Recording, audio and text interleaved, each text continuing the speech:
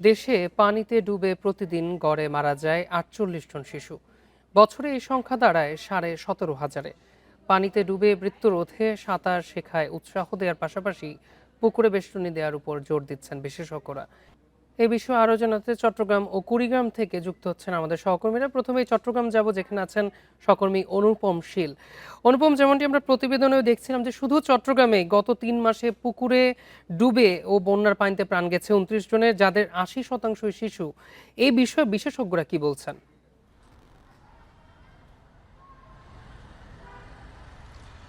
প্রথমত এই বিষয়টিকে ঘিরে যে আলোচনাটি সেটি হচ্ছে সচেতনতার অভাব, অর্থাৎ অভিভাবকদের অসচেতন পরিস্থিতি শিশুদেরকে এই ধরনের একটি মারাত্মক পরিস্থিতিতে নিয়ে যায়।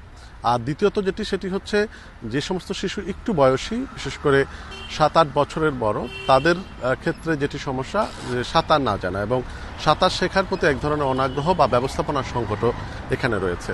চট্টগ্রাম শহরে যে জলাশয়গুলো আছে সাঁতার শেখার উপযুক্ত জলাশয় কিন্তু খুব একটা নেই, এবং বিশেষ করে যে জলাশয়গুলো আছে সেখানে ময়লা আবর্জনার এতটাই পরিস্থিতি খারাপ যে সেখানে সাঁতার শেখার মতো পরিস্থিতি থাকে না। আর এখানে সরকারি ব্যবস্থাপনায় চট্টগ্রামে একটি ইনডোর স্টেডিয়াম আছে যেখানে সাঁতার শেখানো হয়, তবে সেটি বিভিন্ন নিয়মের বেড়াজালে বন্দী এবং সেখানে যে খরচ সেই খরচটিও খুব একটা কম নয়। আর বেসরকারিভাবে যে বিভিন্ন বিশেষ করে চট্টগ্রামের আগ্রাবাদ হোটেল, রেডিসন ব্লু, এই তাদের সুইমিং পুলে সাঁতার শেখানোর ব্যবস্থা আছে, কিন্তু সেটি অত্যন্ত ব্যয়বহুল এবং সেটি সাধারণ মানুষের নাগালের বাইরে। তো এর ফলে আসলে নগরীতে সাঁতার শেখা নিয়ে অভিভাবকদের মধ্যে এক ধরনের অনাগ্রহ আছে, আর শিশু কিশোরদের মধ্যে তো অভিভাবকদের না চাইলে সেই বিষয়টির প্রভাব পড়ে।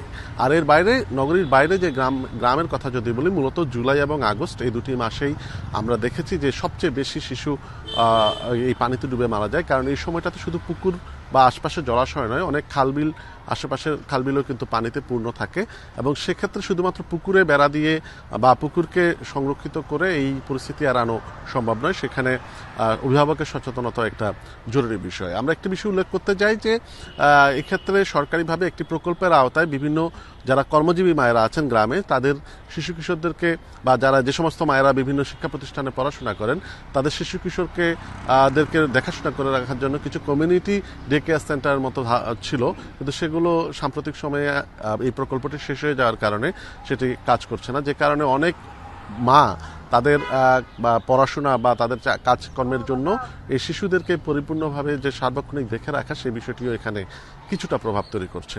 তো তবে সবচেয়ে বড় যে কথা সেটি হচ্ছে প্রতিদিন আমরা যেটি খবরও জানাচ্ছিলাম যে ৪৮ জন শিশু মারা যাচ্ছেন, যেই মৃত্যুটা একটু সচেতন হলে, যে মৃত্যুটা একটু বা কোনোভাবে একটু যদি নিজেদের মধ্যে তাগিদ বাড়ানো যায়, তাহলে এড়ানো অনেকটা সম্ভব বলে মনে করছে বিশেষজ্ঞরা। সঙ্গে যুক্ত থাকুন। এবার আমরা কুড়িগ্রাম যাব, যেখান থেকে জানাবেন আমাদের সহকর্মী তামজিদ হাসান। তামজিদ, আপনি শুনছিলেন আমাদের চট্টগ্রামের সহকর্মী জানাচ্ছিলেন যে মূলত সচেতনতার অভাবেই মৃত্যুগুলো হচ্ছে, এবং আজ বিশ্ব পানিতে ডুবে মৃত্যু প্রতিরোধ দিবসও। কুড়িগ্রামের সচেতনতা বৃদ্ধিতে কি কি পদক্ষেপ নেওয়া হচ্ছে মূলত?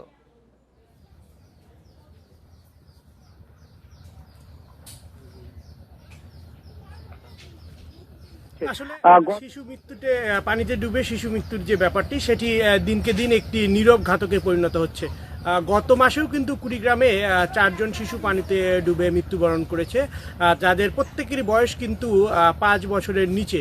অর্থাৎ আমরা যদি পরিসংখ্যান ঘেটে দেখি, তাহলে যারা মৃত্যুবরণ করছে তারা সকলেই শিশু, এবং বিশেষজ্ঞরা যে বিষয়টি বলছেন যে হচ্ছে এই শিশু মৃত্যুর অন্যতম প্রধান কারণ হচ্ছে সচেতনতার অভাব। আর এই সচেতনতাটাকেই তারা অত্যাধিক গুরুত্ব দিচ্ছে। একটু জানিয়ে রাখি, কুড়িগ্রামে দফায় দফায় বন্যা হচ্ছে। এর ফলে শুধু যে নদ নদী রয়েছে এর পানি বৃদ্ধি নয়, এর পাশাপাশি ছোট ছোট খাল বিল ডোবা এগুলোতেও কিন্তু পানি বৃদ্ধি হয়েছে। গত মাসেই কিন্তু চিলমারিতে একটি পয়েন্টে পানিতে একজন বৃদ্ধ ডুবে গিয়েছিল, পরবর্তীতে তার লাশ কিন্তু উদ্ধার করা হয়েছে। শুধুমাত্র যে শিশুই মৃত্যুবরণ করছে পানিতে ডুবে এমনটি না, বৃদ্ধ বয়স্ক তারাও কিন্তু এই পানিতে ডুবে মৃত্যুবরণ করছে। আর এক্ষেত্রে কুড়িগ্রামের একটি বড় সংকট হচ্ছে এখানে কোনো নির্দিষ্ট ফায়ার সার্ভিসের আওতায় নির্দিষ্ট কোনো ডুবুরি দল নেই। এখানে বড় ধরনের দুর্ঘটনা ঘটলে এই ডুবুরি দলকে কিন্তু জেলা থেকে বিভাগীয় শহর অর্থাৎ 50 কিলোমিটার দূরে রংপুর থেকে কিন্তু আনতে হয়। আর যেটি বললেন যে সচেতনতার জন্য কী ধরনের পদক্ষেপ, আমরা ঠিক সেরকম কোনো পদক্ষেপ আজকে জেলা প্রশাসন অথবা সমাজ কল্যাণ মন্ত্রণালয় অথবা সমাজ কল্যাণ অধিদপ্তরের পক্ষ থেকে এখন পর্যন্ত দেখিনি যে ব্যানার, ফেস্টুন, র্যালি অথবা সচেতনতামূলক যে কার্যক্রম সেগুলো তারা করছে, এরকম এখন পর্যন্ত আমাদের চোখে পড়েনি। তবে কিছু কিছু বেসরকারি সংস্থা আছে যারা বিচ্ছিন্নভাবে এই পানিতে শিশু ডুবে মরে রোধ করার প্রকল্পে তারা নানা ধরনের কার্যক্রম করছে। তারা জনগণকে অর্থাৎ অভিভাবকদেরকে তারা কিন্তু সচেতনতার বাণী দিচ্ছে। তো বিষয়টি যেটা দাঁড়াচ্ছে যে শুধুমাত্র বেসরকারি পর্যায়ে কিন্তু এই সচেতনতা খুবই অপ্রতুল বলে মনে করছেন এখানকার স্থানীয় বাসিন্দারা।